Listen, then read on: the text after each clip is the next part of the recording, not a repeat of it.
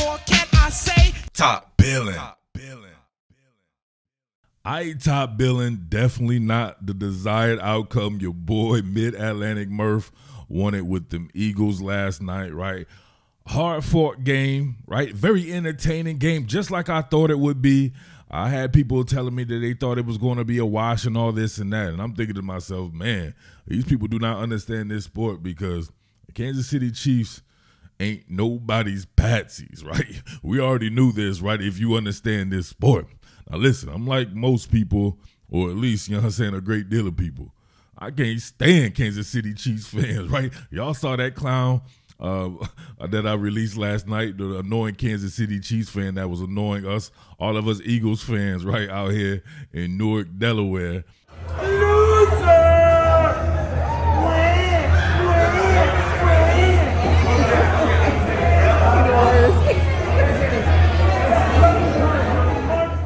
And he reminds me of everybody that I think that visits the channel who are Kansas City Chiefs fans, especially those dealing with my Baltimore Ravens coverage, right? Dumbass fan base can't stand them, but that team, man, hats off to that team. That team is an amazing team, an amazing program led by my boy, Big Red, who will always be my all-time favorite coach. Andy Reid is that guy. If the Eagles weren't going to win the Super Bowl, I do enjoy seeing Andy Reid get his just due, right? He deserves everything that he gets, man. He's one of the most innovative minds in the history of this sport. And he gave me a long time of great Philadephia Eagles football. So hats off to Andy Reid. But fuck Kansas City Chiefs fans, straight up, right? But listen, to all my Eagles fans out there, man, don't be that guy.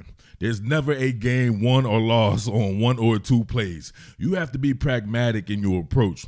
If you ever played this game, you know it's a comedy of errors, or it's a avalanche of things that win or lose a game, not one or two plays. I had people coming in here talking about that fumble return for a touchdown by Nick Bolton, and then, of course, the defensive holding call, and they were saying that was the game and all that. Nah, buddy, you better look between that line of scrimmage or look along the line of scrimmage, because that's where the game was lost for our Philadephia Eagles, right? But listen, I'm going to get into that here for a little bit, right? I don't even really want to look at this film anymore. I watched this game, of course, a bunch of times, but I don't know, man. I'm still not feeling it right now. I just not, but listen, the entire Delaware Valley stand up, the entire Philly. Shout outs to everybody out there in Philly. Shout outs to everybody out here, Newark, Delaware, Wilmington, Chester, PA, Pennsville, Pennsauken, Cherry Hill, Atlantic City, Absecon, Egg Harbor Township, everywhere, baby. Outstanding, right? We will be back in this bad boy next year. This time it will be a different outcome. As long as that cat number one is under center, Coach Sirianni coaching, right? Everything should be good. Concentrating on the line of scrimmage. Roseman out there getting them boys, right? So I'll get into a Think Like a GM sometime this week, right? Gotta flip the page there. Talk about some of the personnel that could be lost and how it can be replaced, or if the answers are already on the test. But listen, it'll be fine, man. It hurts right now, but next year and the years following, right? Dynasty mode about to kick in. All right, but check this out right here. All right, so like it or love it, I'll never do the pity party shit, right?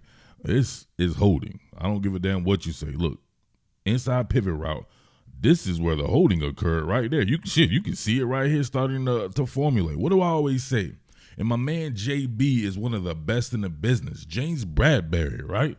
Remember me covering him when he was on the Giants, and I was saying how great that man was. This man is playing football with his hands, right? He's playing the cornerback position with his hands, not his feet. Check this out. There's your holding right there. He held twice. Look, he held on two transitions, right?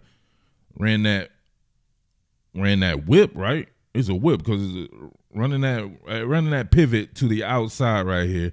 You get the grab right there on the transition. There's no reason to even panic. If he's going back outside, cool. Let him catch the ball or let him potentially catch the ball and you just make the tackle. Nope.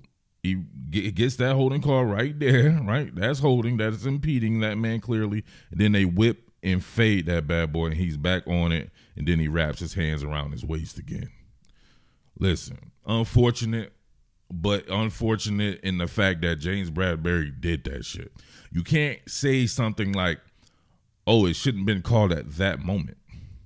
Then it shouldn't be called that dog. What does one moment have to do with the other? You're calling a foul. You're not calling a moment. So if that shit was reversed, right, and this was A.J. Brown here being guarded by Snead or somebody like that, right, and they were going there on a whip route, on a pivot, going back outside fading, and there was two blatant holes there, we would be up in arms about this shit. So you can't have it both ways. So, but that's not why they lost the game. You shouldn't be in that particular point. That's like leaving it up to the hands of the judges in combat sports. You leave it up to the hands of the judges, that's your fault. You better be trying to finish your opponent, right? Didn't stick their foot on their necks enough to where they couldn't mount a comeback.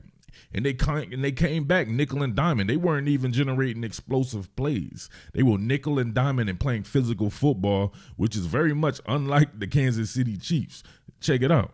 All right, check this joint out right here. An old school pro set. You have your backs in a split on a three-point stance. It's like Bill Walsh, right? Your man Bill Walsh, the San Francisco 49ers out here all over again, right? With Joe Montana and them. I like this joint right here. It's very physical, right? You get pretty much what amounts to a gag sweep, right? You be guard and guard lead. You get both guards out here leading. You'll get Sky Moore out here. He runs interference pretty much, right? He ties up a couple of defenders there just for this sweep right here with Pacheco to get right exactly where it needs to be, right? Right in the tunnel. You get that tunnel run here. Check it out. Look at the hard-hitting action. Where is everybody at? Where's everybody squeezing down? This ain't Philadephia Eagles football right here. Got to be physical and get off the blocks right here. You see Josh Sweat immediately take an inside approach. So he's done. All they have to do is hook off of him, almost like a pin and pull. Then you get the guard leading around, and Sky Moore gets, I want to say that's going to have to be TJ, right? Sky Moore getting TJ Edwards right there. There's your entire contain and approach. Entire contain and approach right there. JB following inside as well. He needed to have shuffled back out, work contain right there. Nobody out there. That's a hell of a play call and explosive, right? And a lot of this happened with Jordan Davis in the game too, which was kind of unnerving for me right there, because if you put him in, then you have to more than likely take out a Fletcher Cox, right, who's a complete disruptor there. I think the best right now, the best lineup is obviously with Hargrave and Fletcher Cox in that bad boy. And then, of course, a combination of whomever you want to put in there, whether it be Sue or Joseph and these guys like that. I don't know, man. It was a poor effort on the defensive side of the ball, which you could have knocked me over with a feather, because that was a calling card to me the entire season, was the defense, the defensive approach, the defensive physicality, the tackling, the technique, and everything like that. And it did not show up when it needed to show up the most. The offense did its job, in my opinion. It fell on the defense, which is crazy to me. Yeah, so definitely wasn't expecting Patrick Mahomes to make way with his wheels. And he was compromised coming into the game and then was re-compromised again. So obviously his ankle was fine. You got Jordan Davis here, Hargrave, and Sue. And, of course, you have your pillars out here, right? So you need legit odd front defense, a 3-4, right? Josh Sweat on the motorcycle stance. My man Hassan Reddick, who I expected to be the MVP of the game. I actually thought he was going to be MVP of the game. To me, he's MVP of the season for the Eagles, outside of, obviously, my man Jalen Hurts there. But not the best game from Hassan Reddick, right? In the flip side of that as well, the run game didn't show up, right? All the physical aspects of Philadephia Eagles football really didn't show up, right? At least in the manner that it needed to there. So we see him, right? They start vacating the premises in man coverage here, and you got all this beef on the line right here. You don't have any athleticism out here, because look at this, right? It's a pretty clean pocket, but the man coverage has everyone pretty much hemmed up there. And he sees this and escapes. And when he's escaping right here, man, you need a guy like Hassan Reddick right here, or you need Jordan Davis to be able to disengage here and help get Mahomes on the ground. You need somebody with some athleticism out there, and he was able to do this time and time again. And I know people going to say his ankle was messed up, but he run like that anyway. I ain't going to say he got splint in his tank when he run, but he might have a little sucralose, right? A little high fructose corn syrup in there. He running there hot stepping. He's hot stepping. Come on, man. He was gashing the damn Eagles with his legs, right? He didn't even have he had a very efficient game with his arm, but it wasn't a very explosive game with his arm. This shit was mostly done through efficiency and through physicality and through the run game. Man, look at this joint right here. It's like a zone counter. You got Jerick McKinnon right here on this counter play. Everybody step and play side here. You got Sky Moore. This makes it almost like split flow action right here.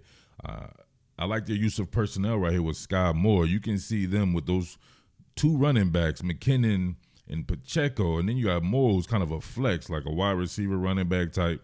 Where's Clyde Edwards-Helaire?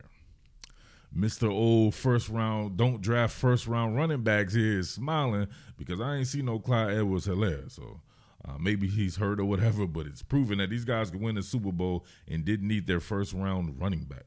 Waste of a pick. Always concentrate on the line of scrimmage. Don't worry about first round running backs. But the split flow action with him coming out here and drawing a crowd that way there. Hell of a play design right here. Look at everybody going back there. You saw that? Oh, man. Everybody stepping towards Sky Moore extremely hard. You take that backside pursuit completely away with everybody running like, I got him, coach. I got him, coach. No, you don't. And where are the linebackers getting off the blocks here? Come on, TJ. Kazir White, what are we doing here? Right? They get washed in the trash. They wash themselves in the trash by crashing down here, bumping into Javon Hargrave and 88 and out the back gate. Too many tackles being made by Chauncey Gardner coming from the third level.